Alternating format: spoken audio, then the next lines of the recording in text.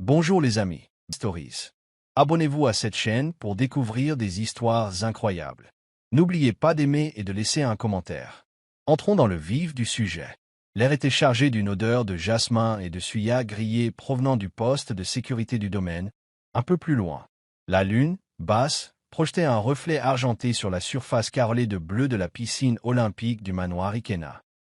Il était presque minuit, et la plupart du personnel de maison s'était retiré dans les quartiers derrière le manoir. Edor et Wozu, cependant, restaient dans la cuisine, fredonnant doucement tandis qu'elle rangeait après avoir préparé les repas du lendemain. Elle restait souvent tard, en partie parce que la cuisine était devenue son sanctuaire, et en partie parce que retourner dans son petit appartement de garçon lui donnait l'impression de s'abandonner à une vie qui ne lui était pas destinée. Au moment où elle attrapait son tablier pour l'accrocher, un étrange clapotis résonna à travers les grandes baies vitrées du manoir, brisant le silence de la nuit. Elle fronça les sourcils.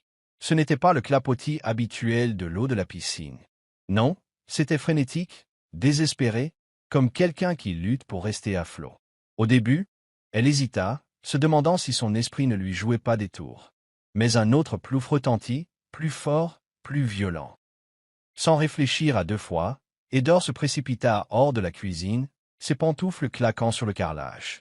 Le spectacle qui s'offrit à ses yeux la figea sur place l'espace d'un instant. Obena Ikena, l'insaisissable milliardaire et propriétaire du manoir, se débattait faiblement dans l'eau, les membres désordonnés, la tête flottant sous la surface. Il se noyait dans sa propre piscine. « Mon Dieu !» hurla-t-elle en laissant tomber son tablier et en se précipitant vers l'eau. Elle plongea, sans même prendre la peine d'ôter son uniforme de cuisine. Le froid la choqua, mais elle s'élança, nageant vers lui. Il était lourd, trop lourd, mais elle réussit à le tirer par les épaules jusqu'au bord. À bout de souffle, elle le souleva de toutes ses forces et sortit derrière lui. Ses yeux étaient clos, ses lèvres légèrement bleutées. Paniquée, elle commença à appuyer sur sa poitrine, à l'appeler par son nom et à le secouer. Après quelques instants de tension, il toussa bruyamment, puis se roula sur le côté, vomissant de l'eau et de l'alcool sur le carrelage. Elle s'assit à côté de lui, sa poitrine se soulevant et s'abaissant rapidement, essayant de comprendre ce qui venait de se passer. Il la regarda, hébété, trempé et à peine cohérent. « Qui êtes-vous » dit-il d'une voix pâteuse, les yeux vitreux à cause de l'alcool. Idora cligna des yeux, confuse et agacée. « Je suis votre cuisinier, monsieur. » « Tu as failli te noyer » rétorqua-t-elle d'une voix tremblante de colère et d'inquiétude.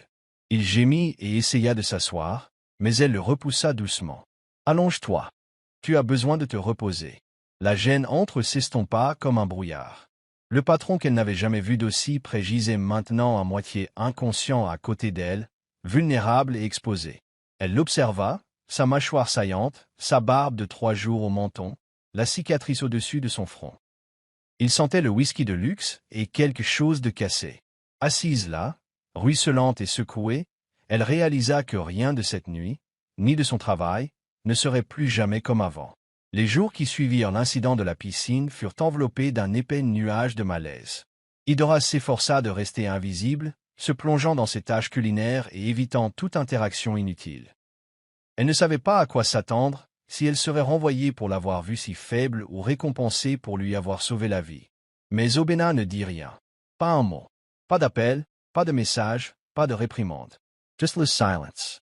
Pourtant, quelque chose avait changé dans l'atmosphère du manoir. Le personnel commença à chuchoter plus que d'habitude, et Idora remarqua la façon dont il lui lançait des regards curieux lorsqu'elle passait. Même Madame Yatin, la gouvernante en chef, cessa de la gronder pour rester trop tard en cuisine. Idora aurait voulu mettre tout cela sur le compte d'une coïncidence, mais au fond d'elle-même, elle savait la vérité. L'homme derrière l'argent était en train de se défaire, et elle l'avait constaté de ses propres yeux. Obena devint encore plus solitaire. Il n'allait plus à son bureau, descendait rarement, et quand il le faisait, ses yeux étaient rouges et ses vêtements froissés. Il ressemblait à un fantôme hantant son propre manoir. Idora le surprit un jour debout près de la fenêtre pendant des heures, scrutant le jardin, un verre de vin à la main. Il y avait chez lui quelque chose de troublant, de vide, de perdu. Elle entendit le majordome, Baba Kunal, dire à l'un des gardes qu'Obena était dans cet état depuis que cette femme l'avait quitté. Des rumeurs circulaient selon lesquelles Zecora, l'ex-fiancé glamour d'Obena, l'aurait trompé publiquement quelques semaines avant leur mariage. Le scandale avait fait les gros titres des tabloïds, dépeignant Obena comme l'amant méprisé tandis que Zecora bénéficiait d'une attention internationale. Cela expliquait l'homme qu'elle avait vu dans la piscine, l'homme qui buvait plus qu'il ne mangeait, qui vivait à peine malgré ses milliards. Idora essayait de s'occuper de ses affaires, mais il était impossible de ne pas ressentir quelque chose. De la sympathie? De la curiosité? Peut-être les deux.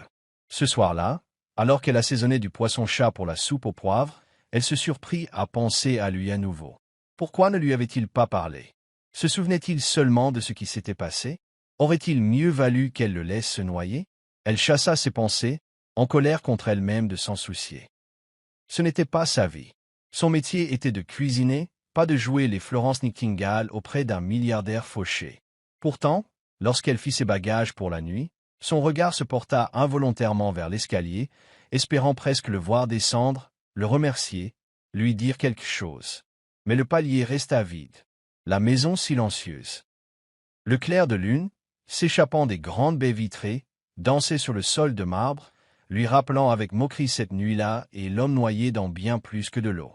La cuisine sentait divinement bon. La soupe au poivre, spécialité d'Idora, mijotait doucement sur la cuisinière à gaz, riche en arômes de graines de Juda, de basilic frais et de poisson-chat séché. Elle avait toujours cru que la nourriture pouvait guérir, qu'un mélange parfait d'épices et d'âme pouvait atteindre des endroits inaccessibles aux mots. Elle ne cuisinait pas pour lui, du moins, c'est ce qu'elle se disait. Mais une petite part d'elle-même avait remué le bouillon un peu plus longtemps, l'avait assaisonné d'une touche de cœur supplémentaire. C'était une soirée froide et calme, et elle était de nouveau seule, à couper des feuilles disgracieuses, lorsqu'elle entendit des pas. Des pas lents et traînants. Son couteau s'immobilisa en plein vol.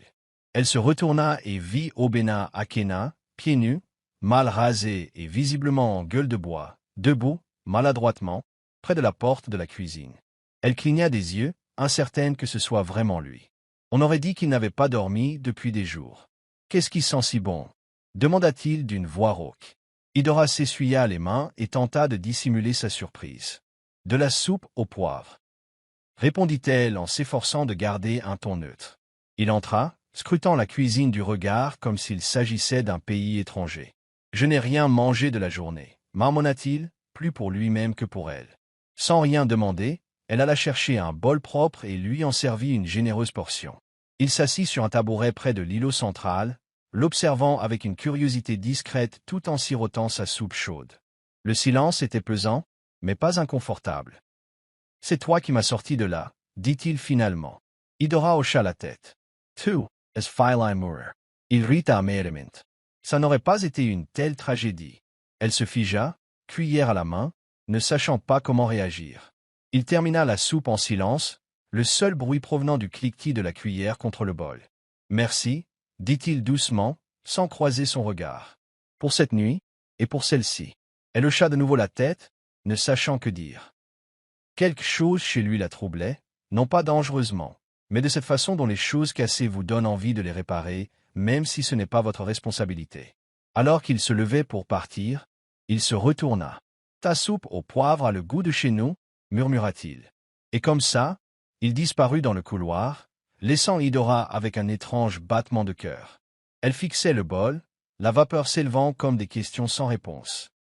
C'était leur première vraie conversation, et d'une certaine manière, elle avait un goût plus intime qu'elle n'était prête à l'admettre. Les jours passèrent lentement, et Obena commença à faire de brèves apparitions, mais plus fréquentes, dans la cuisine. Il ne restait jamais longtemps, parfois juste le temps de prendre un morceau de banane plantain frite ou de lui demander ce qu'elle préparait. D'autres fois, il se contentait de rester sur le pas de la porte, la regardant couper des légumes ou pétrir de la pâte, sa présence étant plus éloquente que des mots. Idora s'habitua, tout en gardant un ton professionnel et une distance polie. Un soir, alors qu'elle préparait la soupe d'igusi, il s'attarda plus longtemps que d'habitude. « Tu te lasses parfois d'être invisible » demanda-t-il soudain. Elle leva les yeux, perplexe. « Invisible » Il hocha la tête. « Aux gens. Le genre de personne qui ne voit que ce que vous faites, pas qui vous êtes. » Idora marqua une pause. C'était une question étrange venant d'un homme qui fut autrefois le visage de l'élite nigériane.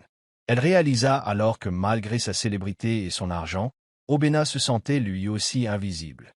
Je suppose que oui, admit-elle en s'essuyant les mains. Mais j'ai appris à trouver de la valeur dans le silence.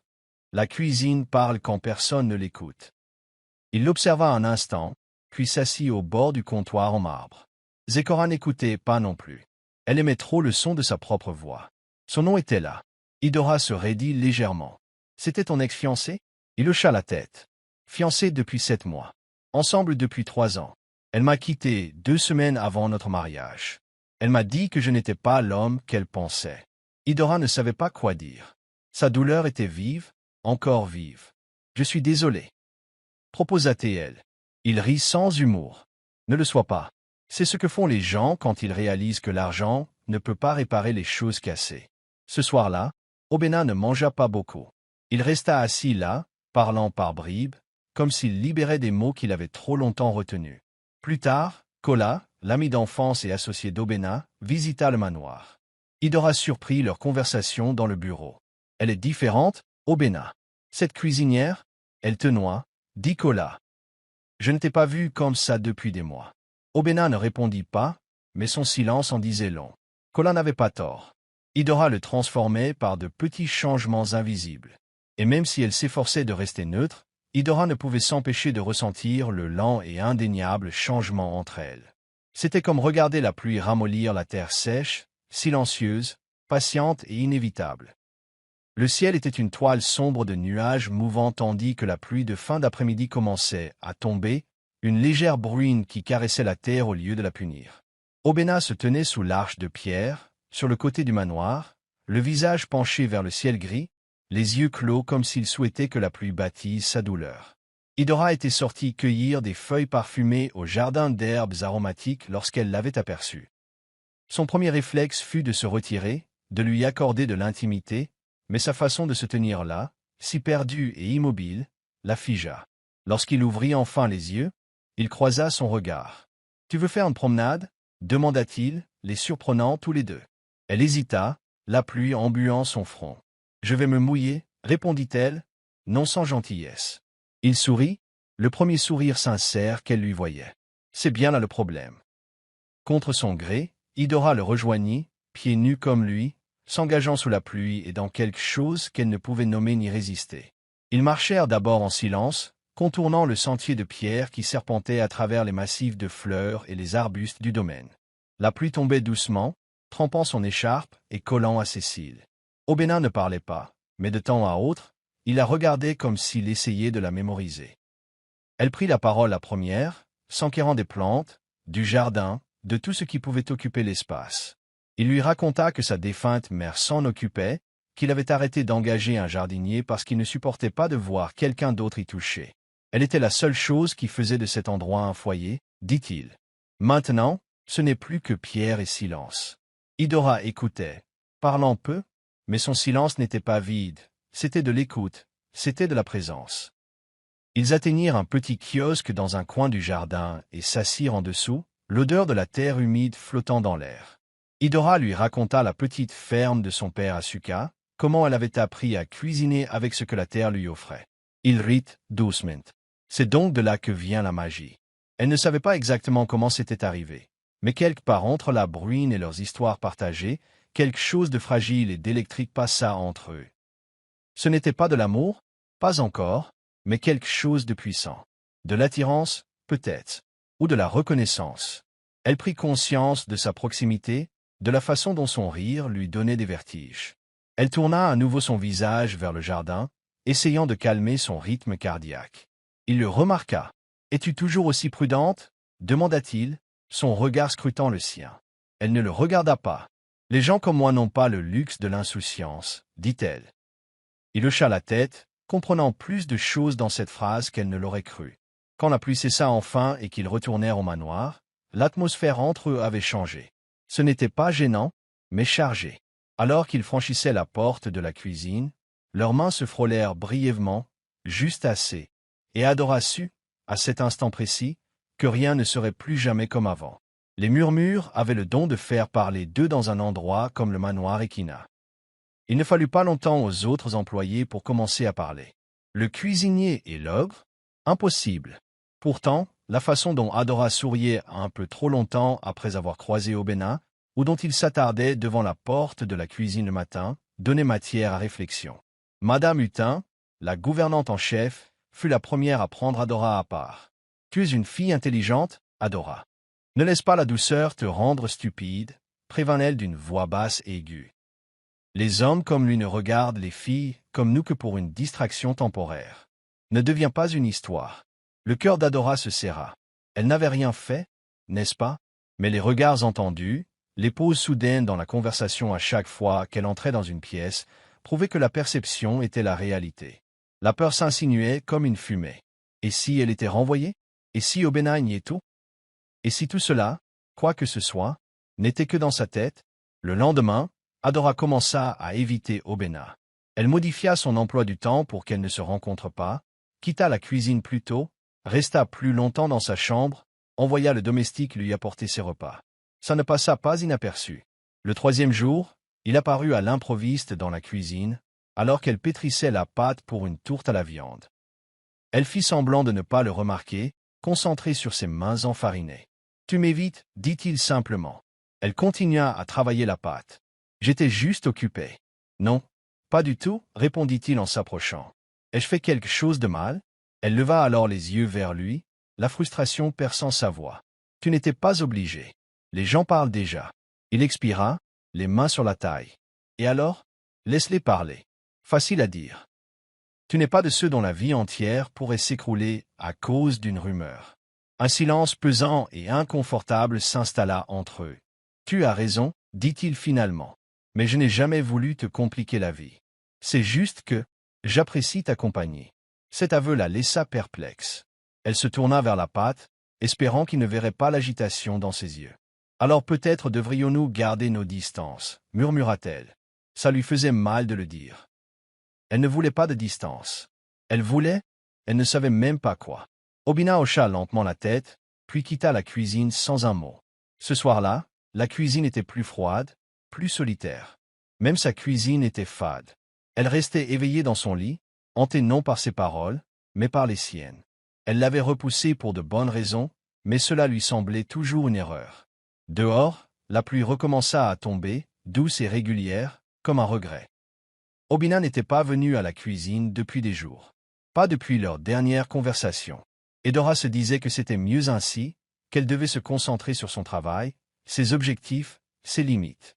Pourtant, quelque chose la serrait dans la poitrine chaque fois qu'elle voyait son plateau de petit-déjeuner intact revenir dans l'arrière-cuisine. Il lui manquait ni le milliardaire, ni son patron, mais l'homme qui riait sous la pluie, qui l'écoutait, qui l'interrogeait sur ses rêves. Alors elle décida de faire quelque chose qu'elle n'avait pas fait depuis des années. Cuisiner un plat porteur de sens, transmis de sa grand-mère à sa mère, et maintenant à elle. Offensala, soupe blanche, celle que son père demandait pour son anniversaire. C'était plus que de la nourriture. C'était un chez-soi. C'était du réconfort. C'était de l'amour dans un bol. Elle a préparé avec soin, de l'igname pilé à la main au poisson-chat soigneusement sélectionné en passant par la viande de chèvre fumée. Elle ne s'est pas contentée de le cuisiner, elle l'a imprégné de souvenirs. Quand le plat fut prêt, elle le dressa simplement et l'apporta elle-même dans son salon privé. Le majordome haussa un sourcil, mais ne l'arrêta pas. Elle frappa, le cœur battant. « Entrez !» cria sa voix, fatiguée mais curieuse. Elle entra et déposa la nourriture sur la table d'appoint. « J'ai préparé quelque chose pour toi. Je n'attends rien. Juste manger. » Avant qu'il puisse répondre, elle est partie. À peine avait-elle atteint la cuisine qu'elle entendit sa voix derrière elle. « Où as-tu appris à cuisiner comme ça ?» Elle se retourna. Il avait meilleure mine, toujours fatigué, mais présent. « Ma mère, ma grand-mère, toute ma famille, en fait. » Il sourit. « Ça avait le goût de ce que ma mère préparait quand j'étais malade. » Ses yeux devinrent vitreux. « Je n'ai pas goûté ça depuis sa mort. » Elle sentit sa gorge se serrer. « Je suis désolée, dit-elle. »« Non, » répondit-il d'une voix brisée. « Merci. » Et puis quelque chose se produisit. Quelque CH. Os de petit, s'avança et la serra dans ses bras. Sans un mot, sans prévenir. Ce fut bref, quelques secondes seulement. Mais dans cette étreinte, Adora sentit chaque morceau brisé de lui essayer de s'accrocher. Elle ne le serra pas en retour, pas immédiatement, mais ses mains finirent par l'entourer. Lorsqu'ils se séparèrent, leurs regards s'attardèrent. Quelque chose avait encore changé, cette fois de manière plus indéniable. La vulnérabilité avait ouvert une porte. Alors qu'il se retournait pour partir, il dit doucement, « Tu n'as plus besoin de courir, plus besoin de courir. Du moins pas de ma part. » Et sur ces mots, il quitta la cuisine, laissant derrière lui le goût du souvenir et un silence désormais sacré. Le gala était prévisible. Limousine, paparazzi, fontaine à champagne et une mer de soie et de dentelle. Obena se tenait dans un coin de l'opulente salle de bal, vêtu d'un smoking noir qui lui allait comme une seconde peau. Aux yeux du monde entier, il ressemblait en tout point au célibataire milliardaire que Lagos adorait. Mais intérieurement, il se sentait comme un imposteur. C'était le premier événement auquel il participait depuis des mois, sous la pression de Kola et de son équipe de relations publiques. « Rappelle-leur qui tu es », avait dit Kola. « Tu as assez souffert. » Alors il est arrivé, a souri aux caméras, a serré la main des ministres. Mais pendant tout ce temps, son esprit s'est égaré vers une cuisine emplie d'une odeur d'épices et de la fille qui lui avait servi une soupe au goût de chez elle. Puis, tel un fantôme, elle est apparue. Par l'adoration de Zecora, son ex, en robe rouge, son sourire comme du poison enveloppé de sucre. Leurs regards se croisèrent à travers la pièce, et elle se glissa vers lui comme un serpent flairant la faiblesse. « Obi, ronronna-t-elle, tu as l'air en vie. Il ricana sèchement. On ne peut pas en dire autant de ta morale. » Elle rit, imperturbable. Toujours amère. Je pensais que tu t'en serais remis. Surtout avec le nouveau cuisinier dont tout le monde parle. Il serra les dents. Il s'éloigna sans un mot, mais son rire le suivit comme une malédiction. Il vida 2 verres de whisky et quitta la soirée plus tôt que prévu, appelant la seule personne qu'il voulait voir. « Adore, s'il te plaît. Tu peux venir me chercher ?» Sa voix était pâteuse, lourde. Elle hésita. Il était minuit passé, mais elle entendit la douleur derrière cet appel et accepta. Lorsqu'elle le trouva affalé près de sa voiture dans le parking souterrain, il avait l'air brisé. « Je n'aurais pas dû y aller, » marmonna-t-il. Elle était là. Adore l'aida à s'asseoir sur le siège passager et conduisit en silence. De retour au manoir, elle le guida jusqu'à sa chambre. Tandis qu'elle l'aidait à retirer sa veste, il la regarda, les yeux emplis de tristesse. « Tu me trouves pathétique ?» demanda-t-il. Elle secoua la tête. « Je crois que tu souffres. »« Et toi ?» murmura-t-il. « Tu as mal aussi ?» Elle marqua une pause. « Oui, mais j'essaie de ne pas m'y noyer. » Il hocha lentement la tête. « Tu dis toujours les bonnes choses. » Alors qu'elle le bordait, il lui attrapa le poignet. « Ne pars pas encore. » Elle resta assise à côté de lui jusqu'à ce qu'il s'endorme, le léger murmure de sa respiration étant le seul bruit dans la pièce. Elle le regarda dormir, le cœur battant. Il était brisé. Mais peut-être, juste peut-être, commençait-elle à s'en soucier plus qu'elle n'aurait dû. La fièvre est arrivée subitement. Obena s'était réveillé le lendemain du gala avec un mal de tête lancinant et des frissons qui lui secouaient les os. L'après-midi, il était recroquevillé dans son lit, en sueur et marmonnant des paroles incohérentes. Le personnel était paniqué, hésitant entre appeler un médecin ou garder ses distances. C'est Adora qui intervint, sans y être invitée mais nécessaire. Elle entra dans sa chambre, le vit frissonner sous les draps et prit immédiatement les choses en main. Un linge froid dans une main et du paracétamol dans l'autre, elle lui essuya le front et le persuada de boire de l'eau chaude. Sa fièvre le rendait agité, il murmurait des noms et des excuses à demi formulées. Elle entendit des bribes de paroles. « Zecora, je suis désolé, ne pars pas », et son cœur se serra de pitié et d'une émotion plus profonde. Il avait l'air si impuissant, si humain. Rien à voir avec l'homme puissant qui dirigeait les conseils d'administration.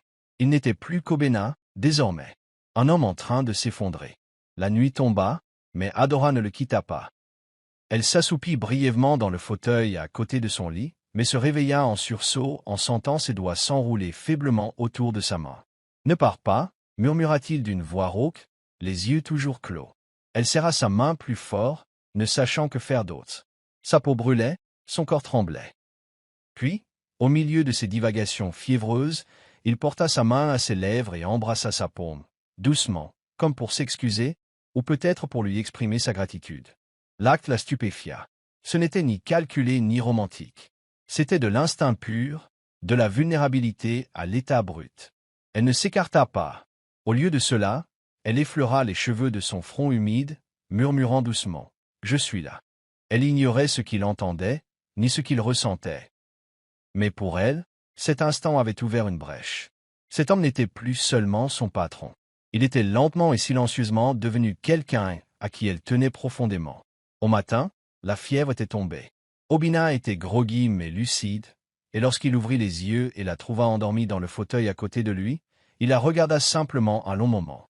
Edora s'agita, se frottant les yeux tandis que la lumière du soleil filtrait à travers les rideaux. Leurs regards se croisèrent, et le silence entre eux fut rempli de mots non prononcés. « Tu es resté » dit-il.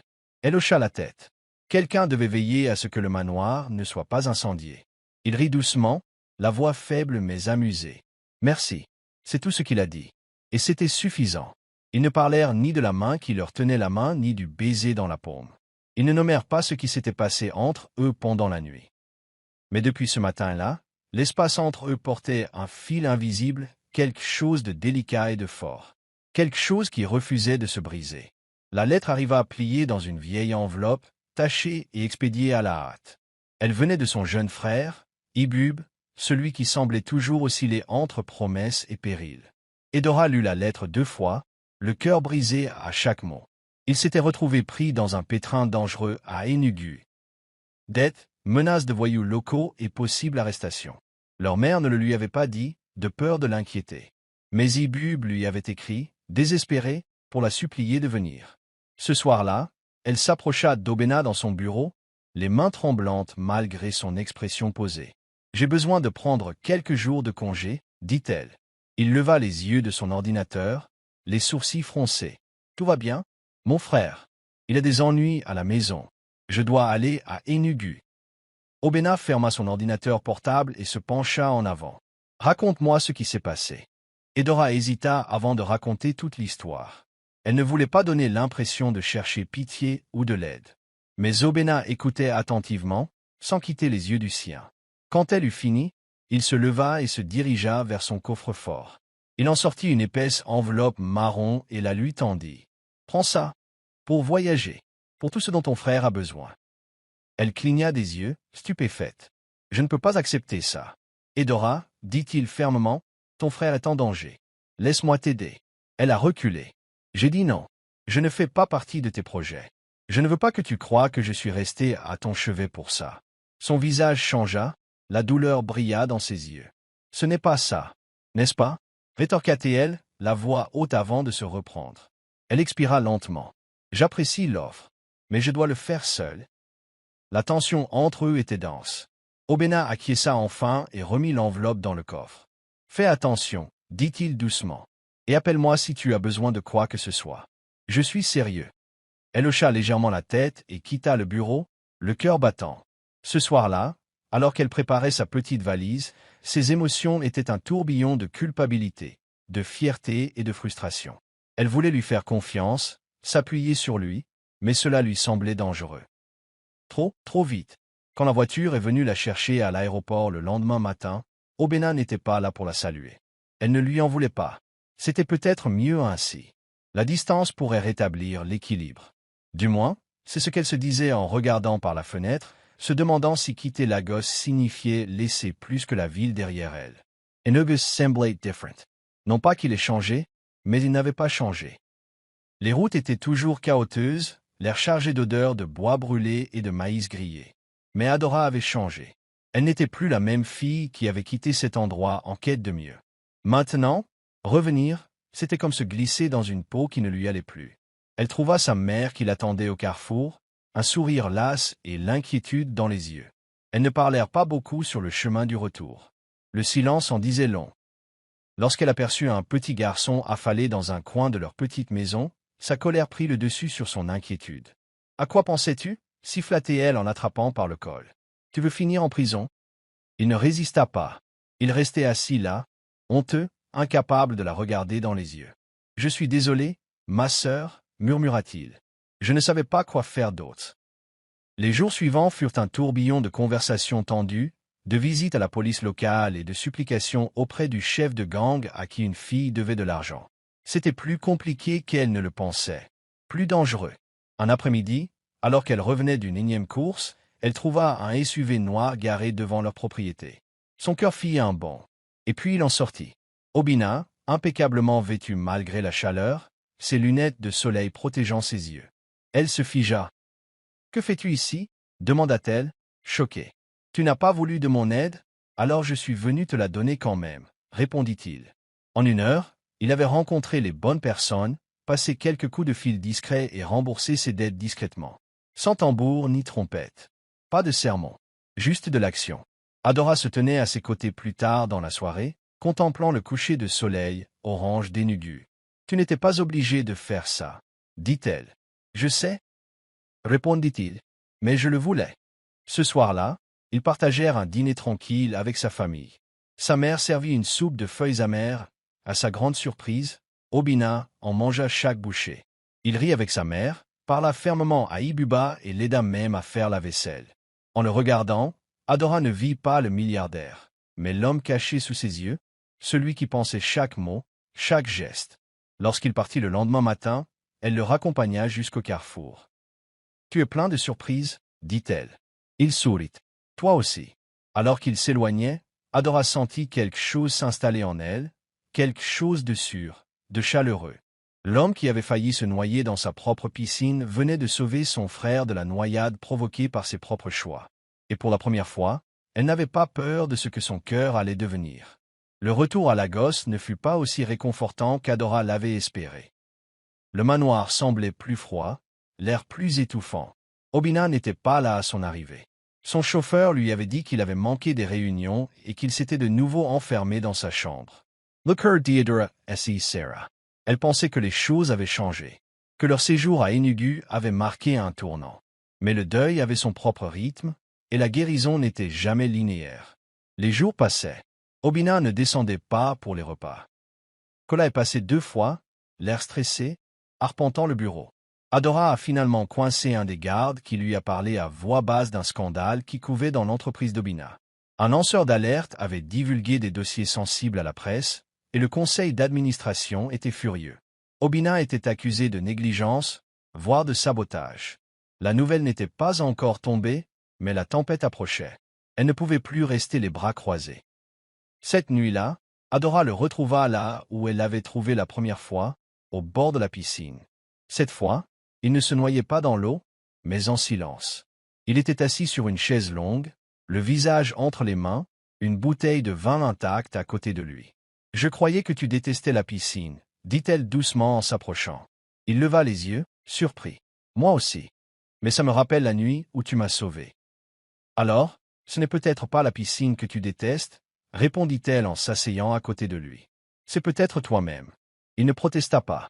Il hocha simplement la tête lentement. « Ils viennent me chercher, Adora. Le conseil d'administration. Les médias. Tout le monde. Alors, bats-toi, dit-elle simplement. Tu n'es pas le seul à avoir des fantômes. Nous portons tous quelque chose. Mais les fuir ne te sauvera pas. Se lever, oui. » Sa voix était ferme, plus forte qu'elle ne le pensait. Il la regarda alors, non pas comme un chef ou un homme brisé, mais comme quelqu'un cherchant la lumière dans l'obscurité. Il lui prit la main, et cette fois, elle le laissa la tenir. « Je ne sais pas comment continuer, murmura-t-il. « Alors laisse-moi t'aider, répondit-elle. On trouvera une solution. Un jour à la fois. » Le silence entre eux n'était plus vide. Il était empli de détermination, d'une promesse discrète de soutien. Elle n'avait pas besoin de grandes déclarations.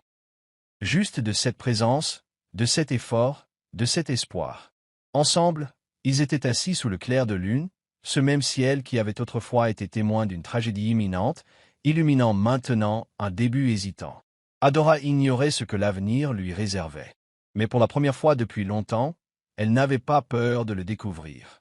Les jours qui suivirent leur moment de calme au bord de la piscine prirent un rythme qui la réconforta et la déconcerta à la fois. Le scandale qui frappait l'entreprise d'Obena se profilait à l'horizon, mais il recommençait à montrer des signes de vie. Il rencontrait des avocats, participait à des conférences téléphoniques avec son conseil d'administration et faisait des apparitions dans la succession qu'il avait autrefois ignorée. Adora remarqua qu'il s'habillait mieux, son énergie remontant légèrement. Mais tandis qu'il tentait de reprendre le contrôle du monde des affaires, Adora se retrouvait à se replier sur son univers culinaire. La cuisine était devenue son échappatoire. Elle cuisinait plus que nécessaire, expérimentait avec les épices, écrivait de nouvelles recettes et mettait ses émotions dans chaque plat. Elle ne le faisait pas pour l'approbation de qui que ce soit. Elle l'a fait parce que cela lui rappelait qu'elle avait encore des rêves. De grands rêves. Et il comptait aussi. Un matin, alors qu'elle préparait un poulet épicé à la noix de coco pour le personnel, Obéna entra dans la cuisine, un dossier à la main. « J'ai réfléchi à quelque chose », dit-il d'un ton sérieux mais calme. Elle leva les yeux, surprise de le voir vêtu d'une douce chemise en lin bleu et arborant un sourire qui ne semblait pas avoir été répété. « Qu'est-ce que c'est » demanda-t-il. Il posa le dossier sur le comptoir. À l'intérieur se trouvait une proposition commerciale, magnifiquement dactylographiée, clairement structurée, avec son nom sur la couverture. « Tu as dit un jour que tu voulais ouvrir ton propre restaurant. Je veux t'aider à y parvenir. » Adora fixait le dossier en clignant des yeux. « Quoi ? Un espace Afrofusion. Une cuisine nigériane moderne à votre image. J'investis, je vous aide à trouver un emplacement et je le marque. » Sans engagement. Elle n'a pas ouvert le dossier. Au lieu de cela, elle a reculé. « Pourquoi » demanda-t-elle avec prudence. « Parce que je crois en toi » répondit-il simplement. Mais la foi ne suffisait pas. Pas quand cela venait de quelqu'un qui lui avait déjà tant donné. « Obéna, est-ce à cause de ce qui s'est passé à Enugu, ou parce que je n'ai pas pris ton argent » demanda-t-elle d'une voix tremblante. Il parut perplexe. « Quoi ? Non, je ne veux pas être ton projet. Je ne veux pas que tu me répares, que tu me doives quelque chose ou que tu aies pitié de moi, dit-elle en serrant son tablier. Obéna s'approcha. Ce n'est pas de la pitié. C'est un partenariat. Tu m'as donné plus que de la nourriture. Tu m'as aidé à retrouver mon chemin. Elle baissa les yeux, luttant contre le tourbillon de gratitude, de suspicion et de désir qui l'envahissait. « J'ai besoin de temps, murmura-t-elle. Il hocha la tête et recula respectueusement. « Prends tout ton temps. Sache que c'est réel. » Lorsqu'il quitta la cuisine, Edora ouvrit enfin le dossier. À l'intérieur, son rêve était écrit, tangible, terrifiant et soudain possible. L'air était chargé d'une odeur de riz jollof et de poivrons grillés tandis qu'Edora s'agitait dans la cuisine, plus distraite qu'elle ne l'avait été depuis des semaines. La proposition commerciale avait réveillé quelque chose en elle, de l'excitation, mais aussi de la peur. Pouvait-elle vraiment gérer un restaurant? Était-elle prête à quitter la sécurité de ce manoir, ce travail? Obéna lui avait à peine adressé la parole depuis leur conversation, lui laissant de l'espace. Mais le silence entre elles s'était épaissi de jour en jour, chargé de non-dits. Ce soir-là, elle se retrouva seule dans la cuisine, à plier de la pâte feuilletée, quand Obéna entra. Il ne dit rien. Il resta simplement penché sur le comptoir, à l'observer. « Si tu es là pour reparler de la demande en mariage, commença-t-elle. « Moi non, interrompit-elle. C'est juste l'odeur de ta cuisine qui me manque. » Elle esquissa un sourire malgré elle, un petit sourire, celui qui trahissait la chaleur même quand elle ne le voulait pas. « Tu es impossible, murmura-t-elle. « Et tu es têtu, rétorqua-t-il. Pourquoi est-ce si difficile d'accepter que quelqu'un veuille vous aider parce qu'il se soucie de vous? Parce que ce genre d'aide a toujours un prix, dit-elle d'une voix plus aigre que prévu. Et je ne veux pas payer avec ma dignité. » Il s'approcha. « Tu me méprises autant? » « Non, murmura-t-elle. C'est bien là le problème. » L'instant s'étira, tendu. Il tendit la main et essuya délicatement la farine de sa joue, ses doigts s'attardant plus que nécessaire. Elle ne se dégagea pas. Elle ne pouvait pas. L'énergie entreclaqua comme un fil tendu, puis il se pencha lentement, comme pour demander la permission. Leurs lèvres se rencontrèrent dans un baiser à la fois hésitant et affamé. Ce n'était pas parfait. C'était chaotique, plein d'émotions inexprimées, mais c'était réel. Lorsqu'ils se séparèrent, essoufflés, la pièce parut différente. Plus chaleureuse, plus risquée. Adora le fixa, le curbant. On n'aurait pas dû faire ça, dit-elle. Probablement pas, acquiesça-t-il. Mais je ne le regrette pas. Elle recula, soudain effrayée. Il faut que je réfléchisse. Bien sûr, dit-il en hochant la tête, mais son regard lui indiquait qu'il en voulait plus. Elle quitta la cuisine rapidement, le pouls battant, son goût encore sur les lèvres. Cette nuit-là, Hall, rongée dans son petit lit, mire. Non pas parce qu'elle avait embrassé son patron, mais parce que ce baiser avait tout comblé. Et elle n'était pas sûre d'être prête pour la suite. La Lego Society avait des yeux et des langues, et toutes deux étaient rapides. Une photo floue prise lors d'un dîner de charité, où Obéna et Adora étaient dans un coin privé, les têtes trop proches, a fait surface en ligne 3 jours plus tard seulement. Les blogs se sont déchaînés. Une histoire d'amour entre milliardaires, Obena Ekina et sa cuisinière, titrait un journal. Le manoir vibrait de tension. Le personnel chuchotait plus qu'il ne travaillait. Adora a été la cible de regards étranges et de remarques désobligeantes. Mais c'est Obena qui a dû affronter la tempête.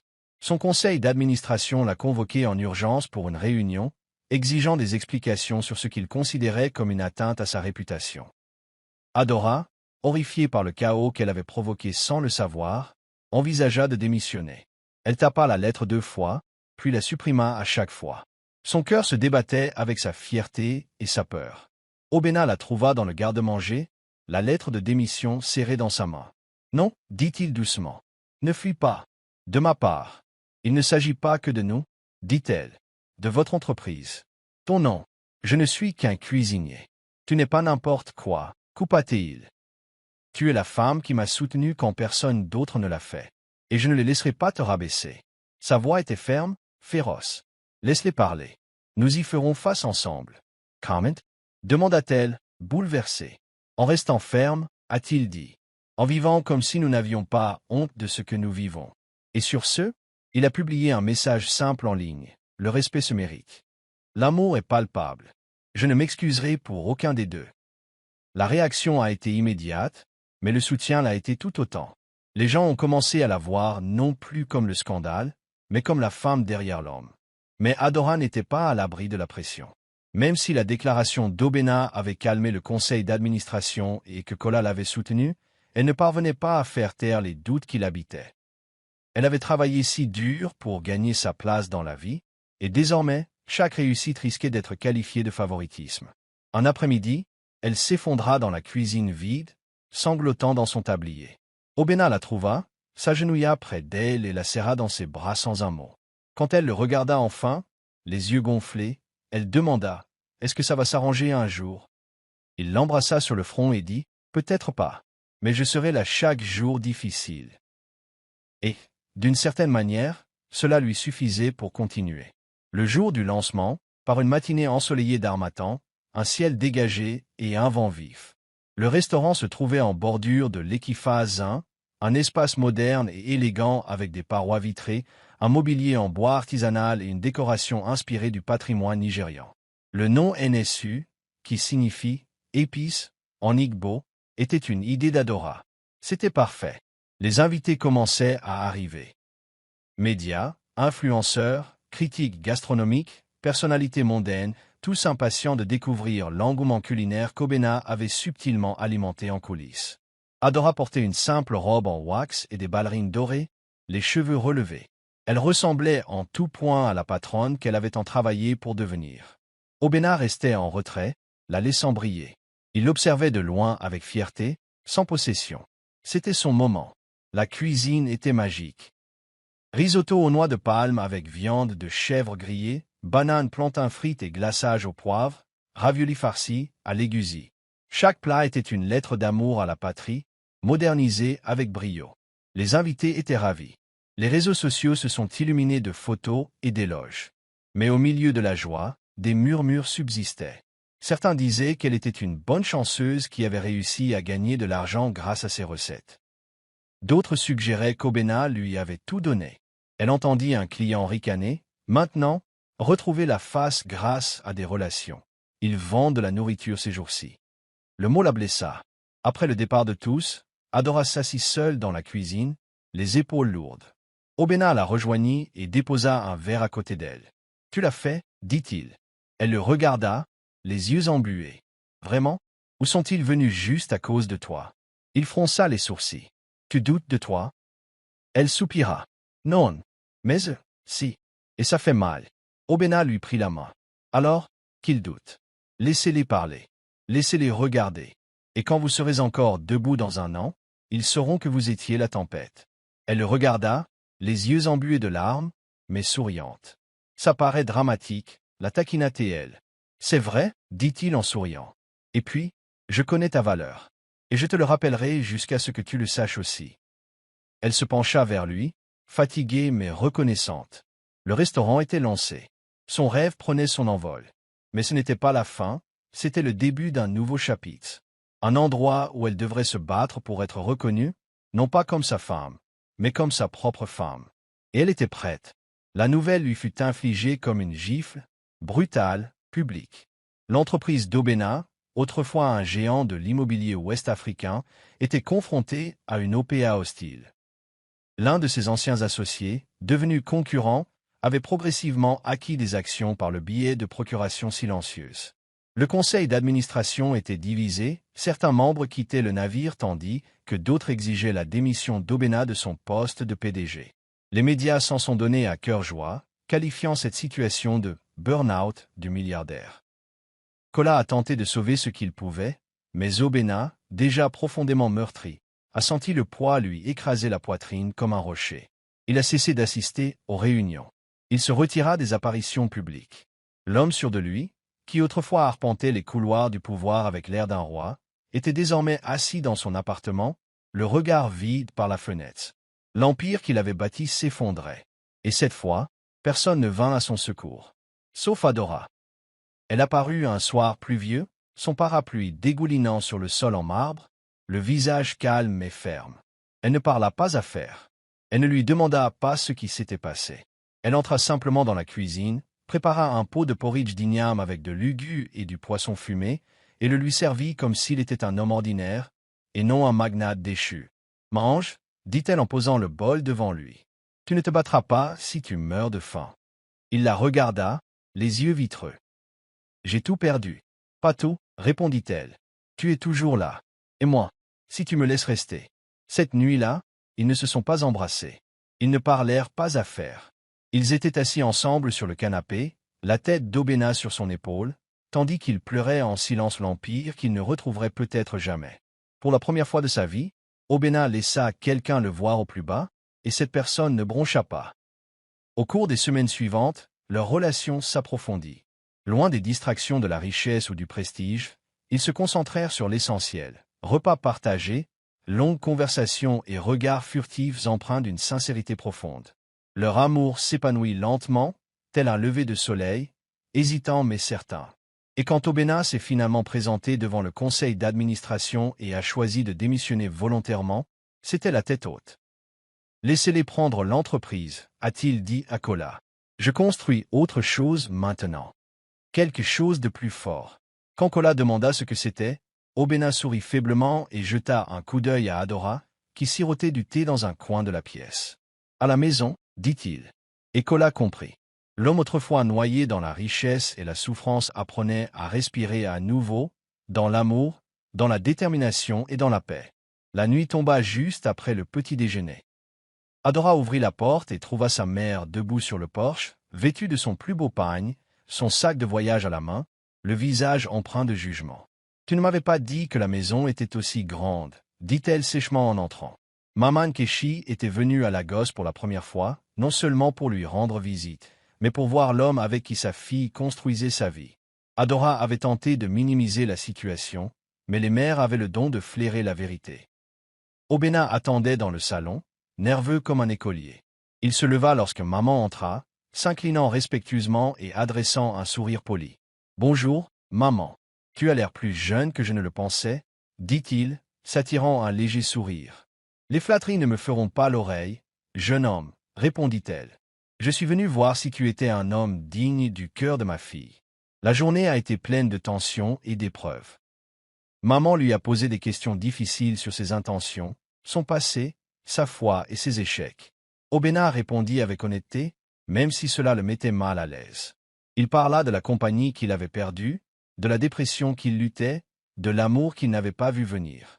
Maman l'observait attentivement, jetant de temps en temps un coup d'œil à Adora pour voir comment elle réagissait. Au cours du dîner, autour de la soupe oa, spécialité d'Adora, et de l'igname pilé, le rire a remplacé la nervosité. Maman a plaisanté sur la piètre technique d'Obena, et il a répondu en racontant sa tentative désastreuse de cuisson des haricots et son séjour en pension. À la fin de la soirée, quelque chose a changé.